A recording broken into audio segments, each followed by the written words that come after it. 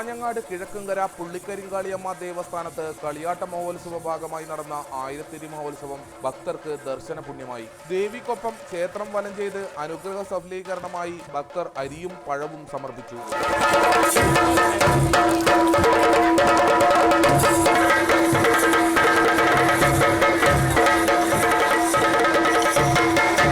കോട്ടച്ചേരി, കിഴക്കുംകര, അത്തിക്കോത്ത് പ്രദേശങ്ങളിൽ നിന്നെത്തിയ തിരുമുൽ കാഴ്ചകൾ കളിയാട്ട മഹോത്സവത്തിന്റെ ആരവമായി മാറി. പുലിരൂപം പൂണ്ട ശിവപാർവതിമാരെ ആരാധിക്കുന്നതാണ് പുള്ളിക്കരിങ്കാളിയമ്മ ദേവസ്ഥാനത്തെ 5 ദിവസം നീളുന്ന കളിയാട്ടം.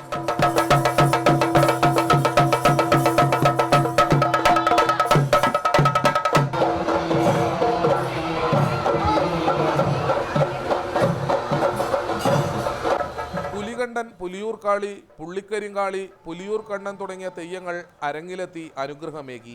റിപ്പോർട്ടർ, കാസർഗോഡ്.